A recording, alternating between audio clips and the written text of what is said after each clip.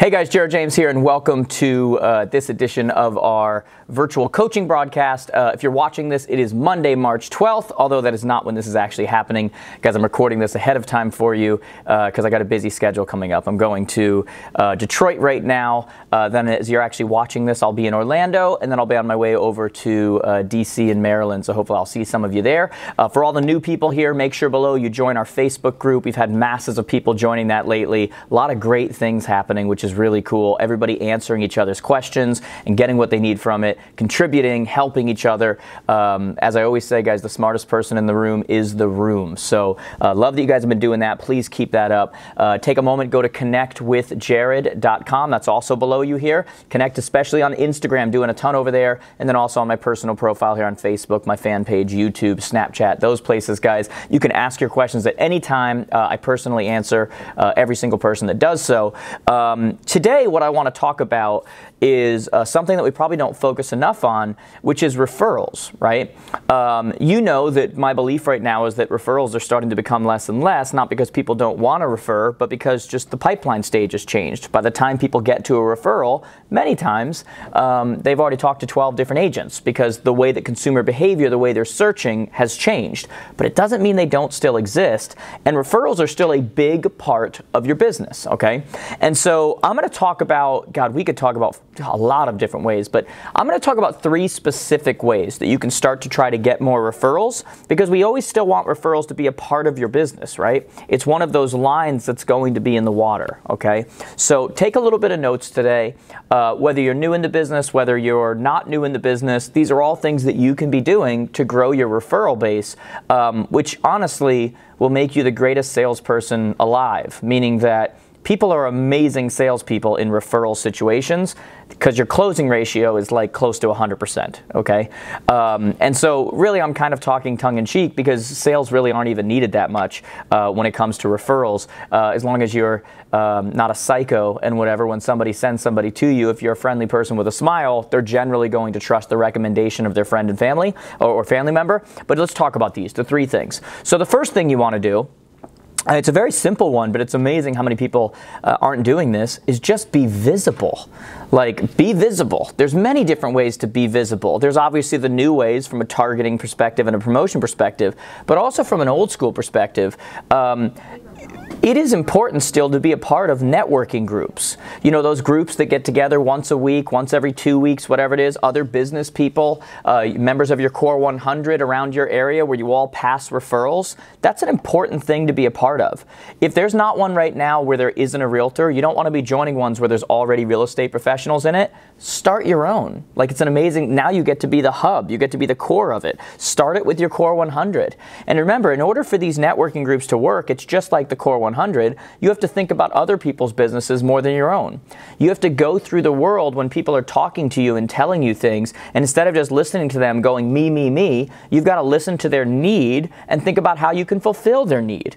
When somebody talks about staining their deck, you're thinking about your handyman and referring that handyman or that handy woman. Like, when it comes down to it, what you're really looking for is that the level that you give to other businesses is the level that you're going to receive from other businesses.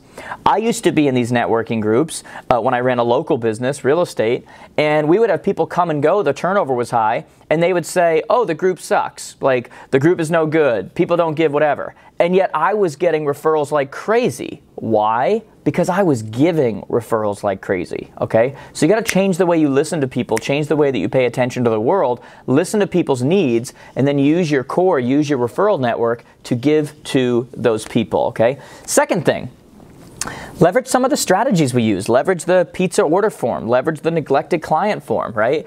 The pizza order form is one of the greatest ways to get referrals. You know, it's right on your dashboard. At the time of closing, a week beforehand, send out something that says, when are you moving? Not when are you closing? When are you moving? Who's going to be there? What kind of pizzas do you want? What kind of drinks do you want? And you personally show up in your jeans, deliver the pizza on moving day, sit and talk with them, hang out with them, and now the people you're trying to get referred to, closest friends and family, who's actually there at the move? closest friends and family.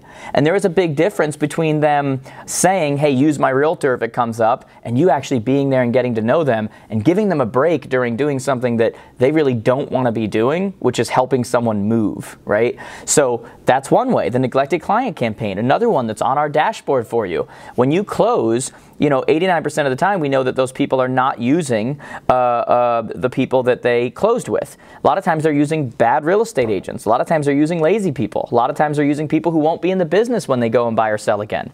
And so you leverage that neglected client campaign with the letter that goes out to them that says, hey, just wanted to let you know there's no such thing as a perfect home, and so I've given you a $50 gift card for my handyman, to get anything done in there that you need if you represented the seller, obviously.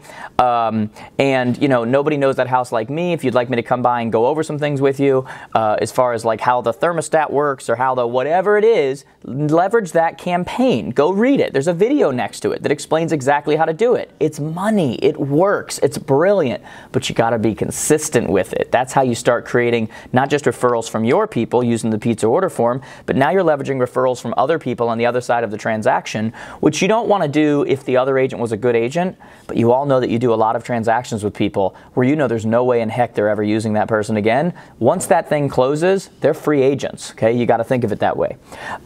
What's another way? Very simply, don't lose past clients. I said before, according to NAR, 89% of all buyers and sellers say that they will use you again at the next time that they buy or sell, and yet only 11% do, which means 89% of them don't, right? And usually this comes from the fact, just old school, we're not following up. We're not leveraging a CRM. We don't know what to follow up with. And when we do follow up, we're ending the conversations with things like, by the way, if you know anybody looking to buy or sell, which basically means everything I've said to you up until now, I didn't really mean. I'm really calling you for this, right? And so what you want to do is you want to learn to create expectation. And what that means is that when you're talking to people at the time of closing, before closing, after closing, whatever it is, you start to set a pattern where you always create expectation for what the next contact is going to be. And then you make a note of it and you have it pop up either in your online calendar or in your CRM on that day, follow up with so-and-so based on the expectation you created. Here's what I mean. So you are going through a closing with someone, and there's something wrong with the septic system, and they're getting a septic company to go check it out or fix it or whatever it is. And when it's all said and done, they're going to come have it fixed up or whatever. I'm just using an example. This applies to a lot of different things, okay? And so what you're going to do is you're going to say, great, I've never actually used that septic person. Is it okay if in a few months I follow up with you and I just kind of see how they did and how it's performing and how, whatever, it'd be all right if I followed up with that? And they're going to say, awesome, fantastic, sounds good. You're going to put in your follow-ups 3 months from now, an automatic reminder that's going to remind you, follow up in 3 months. And you're going to follow up and you're going to follow up on what you told them you were going to do. You can say, hey, I see that I wanted to see how it went with them. Was it, a good experience? How were they? Were they friendly? How were they pricing wise? Just so I know if I should be recommending them to other people. And you're just going to talk. Be a human being. And in the course of that conversation, they're going to start talking about the house. They're going to start talking about their life. And they're going to mention that they're going on vacation with their family. And they're going to tell you where they're going on vacation. You're going to say, you know what, we've actually been thinking about that resort. Do you mind if in a couple months I follow up and just kind of see how the resort was, if you guys liked it, did you whatever? Next expectation was just created.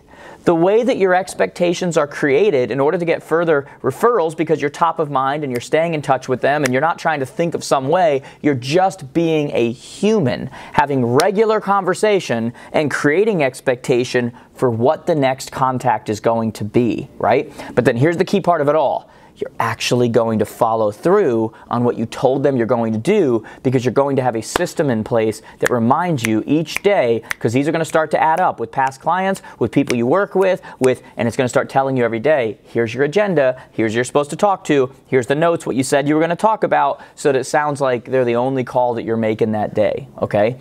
And that's how you start to create referrals, is by that ongoing touch about staying top of mind. Remember, we are a business where we don't necessarily drive the market, okay? Whether you're an agent, whether 50,000 other people join as agents, the same number of transactions are going to happen. It's just a smaller piece of the pie people are after, right? We don't drive the market. We provide the seat for the passengers, hoping that they'll drive in our car for when they do buy or sell, okay? People don't buy or sell because you're an agent. They just either pick you or not, but we don't drive the market. So it's important to stay top of mind with people, and one of the greatest ways to do that is to create expectation, okay? So referrals, guys, we don't talk enough about them, but they're super important.